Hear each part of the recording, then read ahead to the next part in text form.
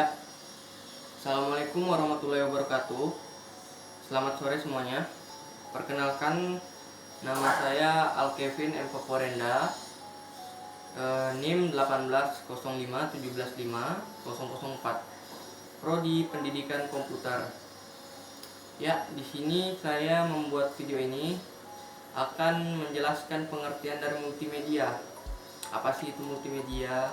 Apa-apa saja komponennya, apa-apa saja jenisnya. Ya. Multimedia adalah penggunaan komputer untuk menyajikan dan menggabungkan teks, suara, gambar, animasi, audio dan video dengan alat bantu atau tools dan koneksi atau link, sehingga pengguna dapat melakukan navigasi, berinteraksi, berkarya dan berkomunikasi. Multimedia ini sering digunakan dalam dunia informatika. Selain dari dunia informatika, multimedia juga diadopsi oleh dunia game dan juga untuk membuat website. Nah, dalam website ini mungkin multimedianya itu seperti mendesain tampilan pada websitenya. Dan dalam game ini mungkin multimedia menggunakan CGI dalam membentuk karakter dalam gamenya, atau mungkin juga menggunakan animasi sebagai pembentukan karakternya. Di dunia bisnis, multimedia digunakan sebagai media profil perusahaan, profil produk, bahkan sebagai media kios, informasi, dan pelatihan dalam sistem e-learning.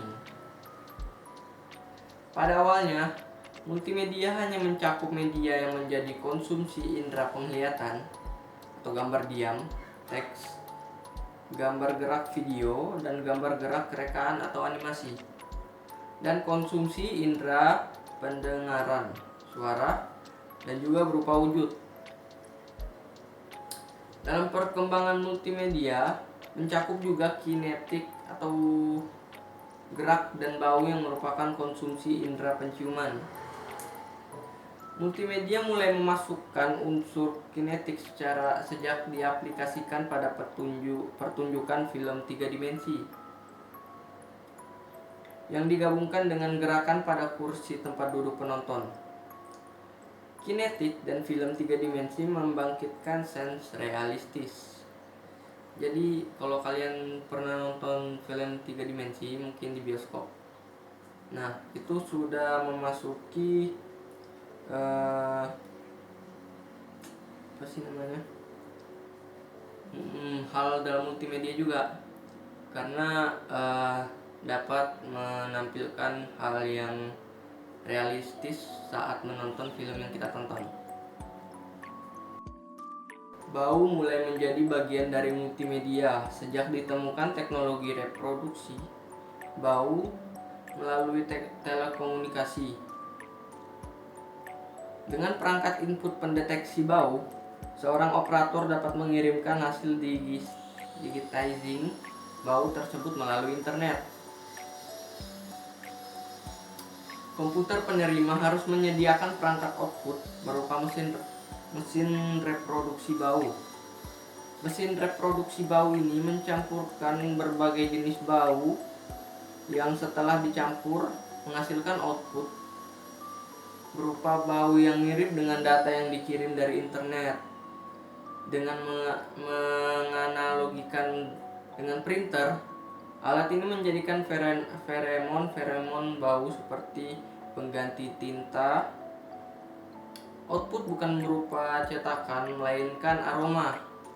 Jadi di dunia multimedia yang sekarang ini yang semakin maju, kita dapat mencium bau yang mungkin itu dikirimkan dari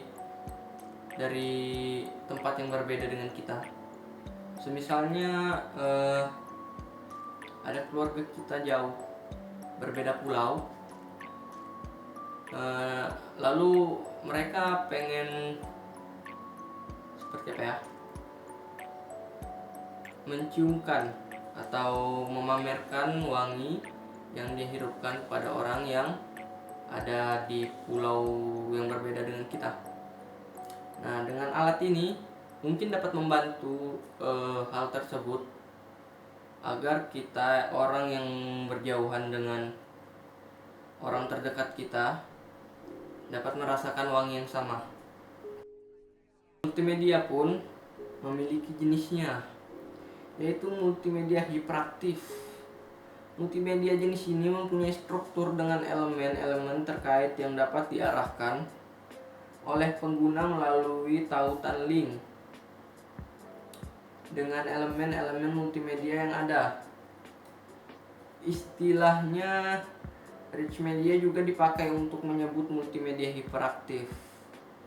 Contohnya World Wide Web, website, mobile banking, game online, dan sebagainya. Kemudian multimedia interaktif. Pengguna atau user dapat mengontrol secara penuh mengenai dan kapan elemen multimedia akan ditampilkan dan dikirimkan. Contohnya seperti game, CD interaktif, aplikasi program dan virtual reality, dan sebagainya.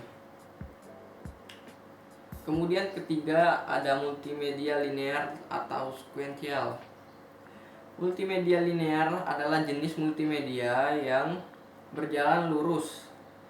Multimedia jenis ini bisa dilihat pada semua jenis film, tutorial video, dan lain-lain. Sedangkan multimedia interaktif adalah jenis multimedia interaksi. Artinya ada interaksi antara media dengan pengguna media melalui bantuan komputer, mouse, keyboard, dan sebagainya. Multimedia linear berlangsung tanpa kontrol navigasi, berurutan atau sekuensial dari awal sampai akhir. Contohnya seperti movie atau film, e-book, musik, atau siaran TV. Keempat, ada multimedia presentasi pembelajaran. Nah, multimedia presentasi pembelajaran adalah alat bantu guru dalam proses pembelajaran di kelas dan tidak menggantikan guru secara keseluruhan. Contohnya itu seperti Microsoft PowerPoint. Ya, mungkin kalian semua yang menonton video ini pasti pernah mengalami multimedia presentasi pembelajaran. Pasti di setiap sekolah atau kampus kalian pasti mengalaminya. Yang kelima adalah multimedia pembelajaran mandiri. Multimedia pembelajaran mandiri adalah software pembelajaran yang dapat dimanfaatkan oleh siswa secara mandiri tanpa bantuan guru. Multimedia pembelajaran mandiri harus dapat memadukan explicit knowledge and tacit knowledge, mengandung fitur asesmen untuk latihan, ujian, dan simulasi termasuk tahapan pemecahan masalah. Contohnya ada Macromedia, Authorware, atau Adobe Flash. Lalu keenam, ada Multimedia Kits.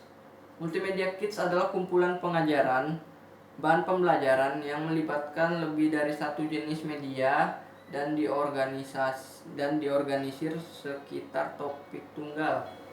Yang termasuk diantaranya itu CD-ROM, slide, kaset, audio, gambar diam, studi cetak, transparasi overhead. Keunggulannya adalah Multimedia Kits membangkitkan minat karena mereka multisensorik.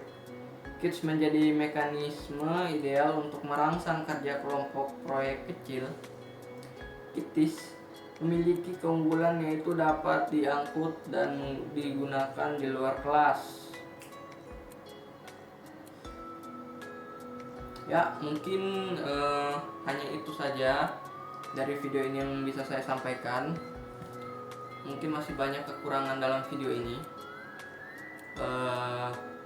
Selanjutnya mungkin kalian bisa mencari lebih lanjutnya di internet, karena banyak sekali di internet informasi-informasi yang mungkin kalian belum tahu. Ya, sekian dan terima kasih. Assalamualaikum warahmatullahi wabarakatuh.